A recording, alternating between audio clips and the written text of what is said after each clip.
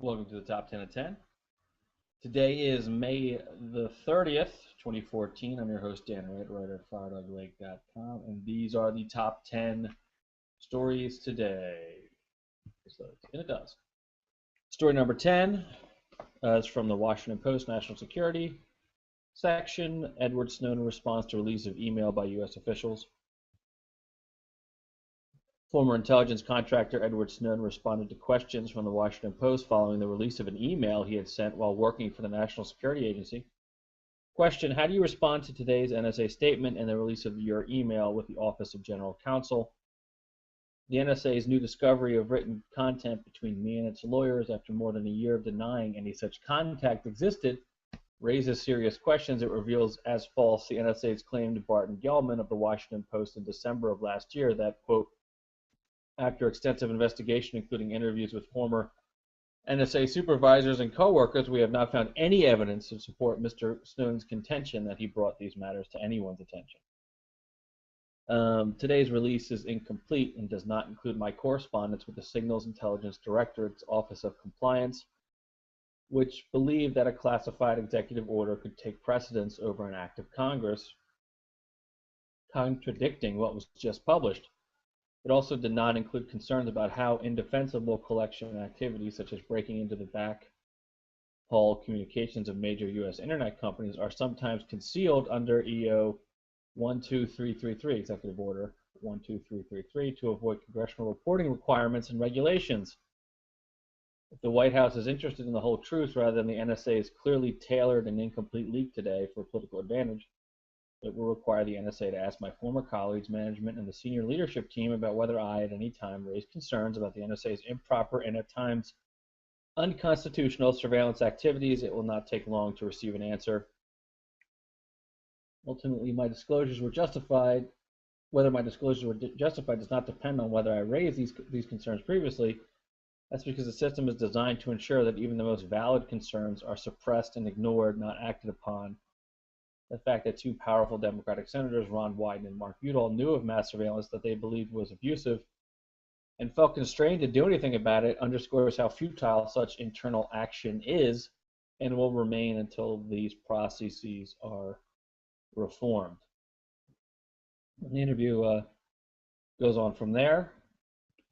Read it at the Washington Post. Story number 9. This is from The Guardian.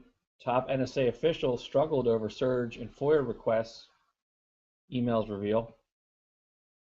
National Security Agency officials wrestled for weeks with how to respond to an unprecedented surge in open records requests from members of the public in the wake of the first mass surveillance revelations from Edward Snowden almost a year ago. Newly released NSA emails obtained by The Guardian under a Freedom of Information Act request filed last November revealed that top officials discussed how to fend off journalists, advocacy groups, and individuals who flooded the agency with more than 1,000 requests between 5 June and 25 June last year for classified data related to former contractors' disclosures. The Guardian published the first Snowden story revealing a secret court order that allowed the NSA phone records of millions of U.S. citizens on June 5th. The following day, details of the prison program were revealed by The Guardian and the Washington Post. The NSA is one of the few U.S. government agencies virtually exempt from open records laws because its activities are considered properly classified under a presidential executive order and many FOIA exemptions. But since details about the NSA's vast surveillance activities were no longer a secret, thanks to Snowden's disclosures, the agency didn't know how to respond to requesters. So, sort of a breakdown of some of the emails that they're sending to each other. Thanks for reviews and assistance. We can begin work down to the volume of requests we received. So this is sort of a detailing of how they dealt with this huge flow. He suggested NSA FOIA officials attempt to negotiate with the media and help them focus their requests so the NSA could meet their need. And good luck with that. Story number 8 from Consortium News. Premature U.S. victory dancing on Ukraine. This is from former CIA analyst Ray McGovern. Washington's role in the coup d'etat in Kiev on February 22nd has brought the U.S. a Pyrrhic victory with the West claiming control of Ukraine, albeit with a shaky grip that still requires the crushing of anti-coup rebels in the East. But the high-fiving may be short-lived once the full consequences of the putsch become clear. What has made the victory so hollow is that the U.S.-backed ouster of elected President Viktor Yanukovych presented Russia's leaders with what they saw as a last straw type deceit by the U.S. and its craven satellites in the European Union. Moscow has responded by making a major pivot east to enhance its informal alliance with China and thus strengthen the economic and strategic positions of both countries as a counterweight to Washington and Brussels. In my view, this is the most important result of this year's events in Ukraine, that they have served as a catalyst to more meaningful Russia-China rapprochement, which has inched forward over the past several decades, but now has solidified the signing on May 21st of a 30-year, $400 billion natural gas deal between Russia and China. Is not only a watershed event, as Russian Vladimir Putin said, but carries rich symbolic significance. The agreement, along with closer geopolitical cooperation between Beijing and Moscow, is of immense significance and reflects a judgment on the part of Russian leaders that the West's behavior over the past 2 decades has forced the unavoidable conclusion that, for whatever reason, U.S. and European leaders cannot be trusted. So read the rest of our consortium news. Not everyone's, I don't know who's celebrating this screw up, but going to story number 7, this is a public statement by the members of the electrical union of electrical and I get their name right. United Electrical Radio and Machine Workers of America, which represents more than 35,000 workers. The Ukraine crisis and the new Cold War. On February 22nd, the elected president of Ukraine was overthrown in a coup which was supported by the Obama administration. Since then, the country has been torn apart and violence has escalated. On May 2, in the southern city of Odessa, supporters of the new unelected Kiev government, including members of violent extremist right sector party, surrounded peaceful, unarmed anti-government protesters who had taken refuge in the city's main union hall. The right-wing crowd then set the union hall on fire, and 46 people died by being burned alive or jumping to their deaths trying to escape. We are troubled by this horrific atrocity, by the fact that mass murder was committed by burning a union hall. We are concerned about the conflict in Ukraine by the massing of Russian troops near Ukraine's eastern border, and U.S. and NATO troops in planes in neighboring Poland, Lithuania, Latvia, Estonia, which signaled the return of the Cold War and the threat of a much hotter war. So there you go. How about that? This union apparently upset about a number of things, including the burning of a union hall in Ukraine. Interesting. Story number 6. This is from the Upshot New York Times. Thomas Piketty responds to criticism of his data. 6 days after the Financial Times launched an attack on the data behind Thomas Piketty's much-debated tome on inequality, capital, in the 21st century, Mr. Piketty has offered his first detailed response to the newspaper's criticisms. The short version, he doesn't give an inch.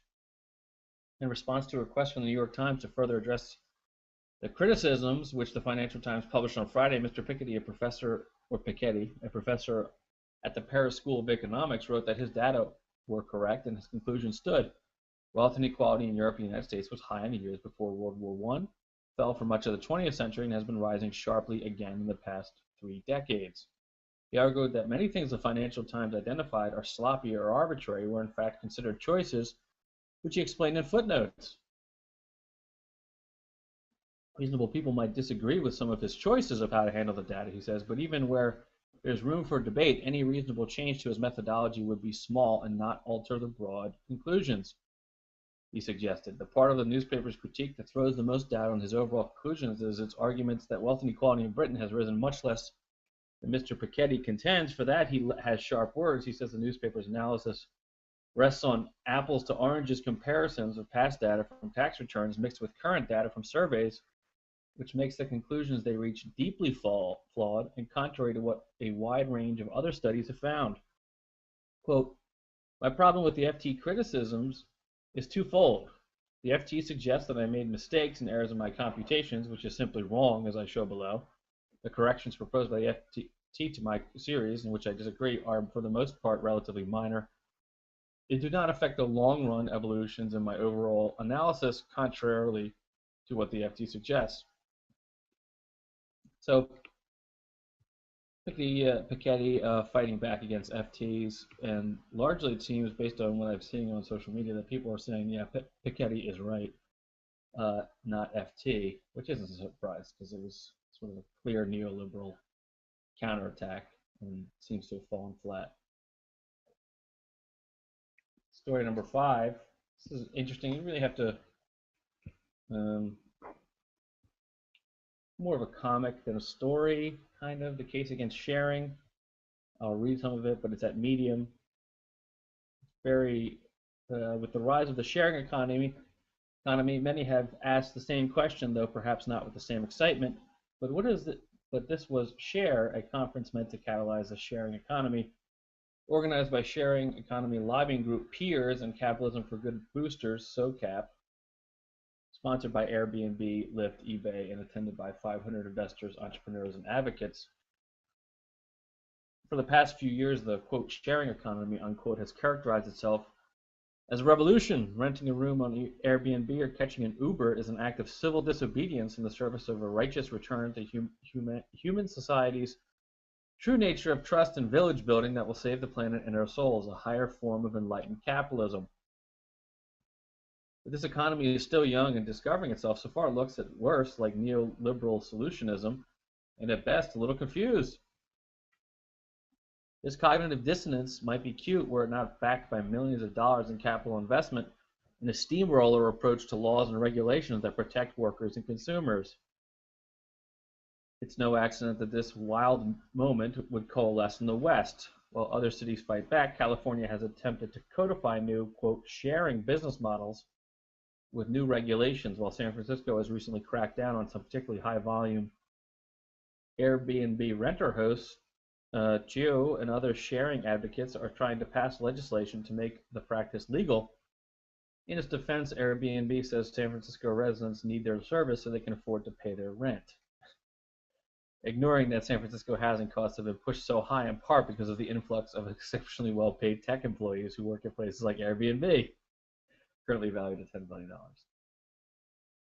Interesting read. Check out the comics and it's a good article. Really good stuff by Susie Cagle. Story number 4 from the New York Times. Mexican authorities arrest head of a company tied to bank fraud. This is a part of the Citigroup scandal. Amado Yanez Osuna, who headed Oceanografia, the oil services company at the center of a $400 million fraud involving Citigroup's Mexico subsidiary, has been arrested, according to Mexico's Attorney General's office. The announcement made late Wednesday suggests that prosecutors are close to building a case against Mr. Yanez in the scheme, which forced Citi to reduce its 2013 earnings by $235 million. The arrest warrant was issued against Mr. Yanez for his involvement in committing crimes that are under investigation in the case of Oceanografia, particularly those covered by banking laws, the Attorney General's office said, without elaborating on the charges. Citi's Mexico subsidiary, Banamex, discovered the fraud in February after a review of Oceanografia's accounts receivable program with the bank. The investigation found that Oceanografia had borrowed $585 million based on its contracts with Pemex, Mexico's state-owned oil company, but that only $185 million was backed by authentic invoices. The remaining invoices were found to have been falsified. Banamex had advanced credit to Oceanografia, expecting Pemex to honor those invoices. So, invoice fraud. Not an uncommon crime, but problem for Citi in Mexico because Citi's also been involved or caught laundering drug money. So it's another sad chapter for Citigroup in Mexico. Story number 3 is from San Francisco Gate. SF Gate. Study species disappearing far faster than before. Actually, it's from Associated Press. Species of plants and animals are becoming extinct at least 1,000 times faster than they did before humans arrived on the scene. And the world is on the brink of a 6th great extinction, a new study says. The study looks at past and present rates of extinction and finds a lower rate in the past than scientists have thought. Species are now disappearing from Earth at about 10 times faster than biologists had believed, said study lead author, noted biologist Stuart Pym of Duke University. We are on the verge of a sixth extinction, Pym said, from research at the dry tortugas. Whether we avoid it or not will depend on our actions. The work published Thursday by the journal Science was hailed as a landmark study by outside experts. Pym's study focused on the rate, not the number, of species disappearing from Earth. It calculated a, quote, death rate of how many species become extinct each year out of 1 million species. In 1995, Pym found that pre-human rate of extinctions on Earth was about 1, but taking into account new research, Pym and his colleagues refined that background rate to about 0.1. Now the death rate is about 100 to 1,000. Okay. Numerous factors are combining to make species disappear much faster than before, said Pym and co-author Clinton Jenkins of the Institute of Ecological Research in Brazil, but the number one issue is habitat loss. Species are finding no place to live as more places are built up and altered by humans. We did it again. Speaking of which, story number 2, measles surges most since 1994 to 288 cases from Bloomberg. Measles in the U.S. surged to 288 cases this year, the highest number on record since the government declared it had eliminated outbreaks of the highly contagious virus in 2000. In the worst year since 1994. The year's contagion has spread among 18 states and New York City, according to the U.S. Centers for Disease Control and Prevention. 69% of patients weren't vaccinated for the illness that caused head-to-toe rash, muscle pain, fever, and bloodshot eyes. The illness are the most since 764 cases were reported by this time in the year 1994, prompted by an outbreak in Colorado. So thank you, people who are not getting vaccinated and your damn offspring. Now we're getting record measles outbreaks. Hey, story number 1. Fire Dog Lake, yours truly. FTC recommends Congress regulate data broker industry. The Federal Trade Commission made a formal recommendation to Congress that the data broker industry face tougher regulations to stop current practices that abuse and violate Americans' privacy. The FTC claimed data brokers, quote, operate with a fundamental lack of transparency, unquote, and that Congress should enact legislation that makes the data broker industry's practices more open and allows consumers to have more control over their data. The report, titled Data Brokers, a Call for Transparency and Accountability, comes from the results of an investigation of 9 data brokers which were issued subpoenas by the FTC, though the FTC is unable to state how many data brokers there are in totality. According to the report, data brokers obtain and share vast amounts of consumer information, typically behind the scenes, without consumer knowledge. This includes information such as health records, which raises concerns, though the data brokers studied all operated within the law.